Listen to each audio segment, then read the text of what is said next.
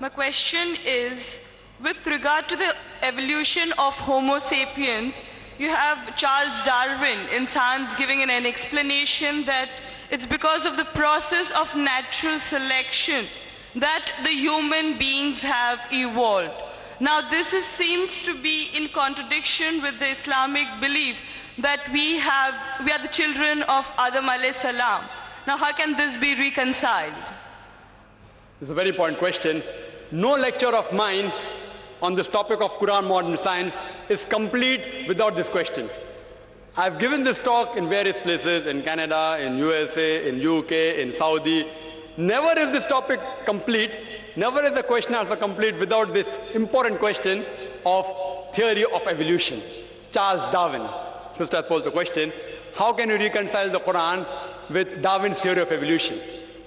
Sister, I have not come across any book which says fact of evolution. All the books say theory of evolution.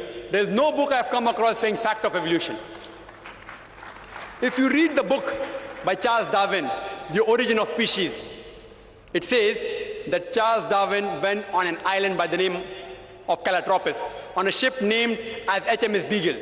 And there he found birds pecking at niches. Depending upon the ecological niches they pecked, the beaks kept on becoming long and short. This observation was made in the same species, not in different species. Charles Darwin wrote a letter to his friend Thomas Thompson in 1861 saying, I do not believe in natural selection, the word that you used. I don't believe in theory of evolution because I've got any proof. I only believe in it because it helps me in classification of embryology, in morphology, in rudimentary organs. Charles Darwin himself said that there were missing links. He didn't agree with it. He himself said that there were missing links. Therefore, if I have to insult someone, that if you were present at Darwin's time, this theory would have been proved right, trying to insinuate that he looks like an ape. It's a joke we make. The reason that this theory, in most parts of the world, it is taught as good as fact. You know why? Even I was in school, I learned about Darwin's theory. And even today they are taught. You know what the reason is, sister? The reason is because that if you analyze the church was against science previously. And you know the incidents that they sentenced Galileo to death. They sentenced Galileo to death. Why? Because he said certain statements in astronomy, etc., which went against the Bible, so they sentenced him to death, for which the Pope apologized now. So, when Charles Darwin came up with a theory which goes against the Bible, they didn't want any sufficient proof. An enemy of my enemy is my friend. So all the scientists, most of them, they support the theory because it went against the Bible, not because it was true. They only supported it because it went against the Bible. All the stages you have mentioned, sister, all the stages, Lucy, there were 4 hominids. Science tells us today there's 4 hominids. First is Lucy, along with its guide, the Australopithecus, which died about 3.5 million years, the Ice Age. Then next came the Homo sapiens, we died about 500,000 years ago. Then came the Neanderthal man, we died 100 to 40,000 years ago. Then came the 4th stage, the Cro-Magnon. There is no link at all between these stages. According to P.P. Grasset in 1971, who held the chair of evolutionary studies in Paris, in the Sorbonne University, he said, it is absurd. We cannot say who are ancestors based on fossils. I can give you a list of hundreds of scientists and Nobel Prize winners who speak against Darwin's theory. Hundreds. If you know of Sir Albert Georgi, who got the Nobel Prize for inventing the vitamin C, he wrote a book, The Crazy Ape and Man, against Darwin's theory. Again, if you read Sir Fred Hoyle's works, he wrote several works against Darwin's theory. If you know about Rupert Stalbert, this person wrote a new theory of evolution against Darwin's theory. It's unthinkable. You cannot think that we are created from the apes. If you know of Sir Frank Salisbury, he was a biologist.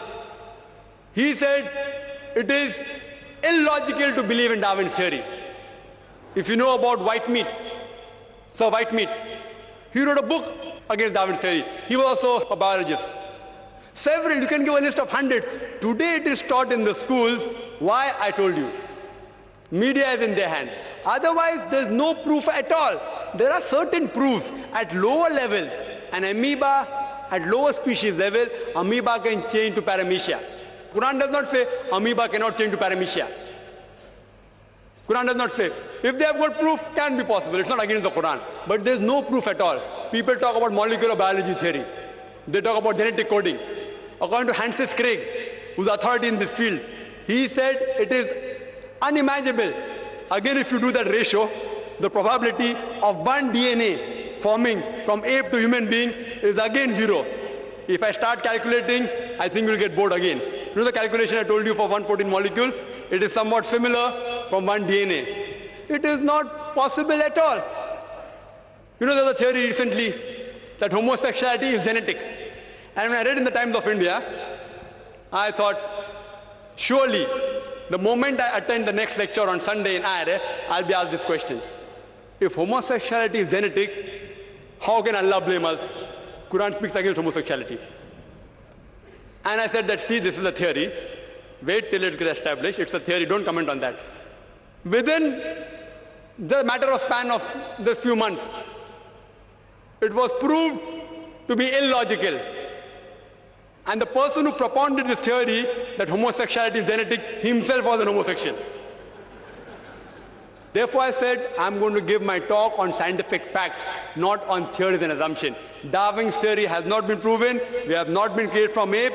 There are hundreds of scientists who speak against that, and Quran speaks against that also. Quran says the first man was Adam, peace be upon him. Inshallah, they'll discover it 100 years afterwards, or maybe 1,000 years afterwards.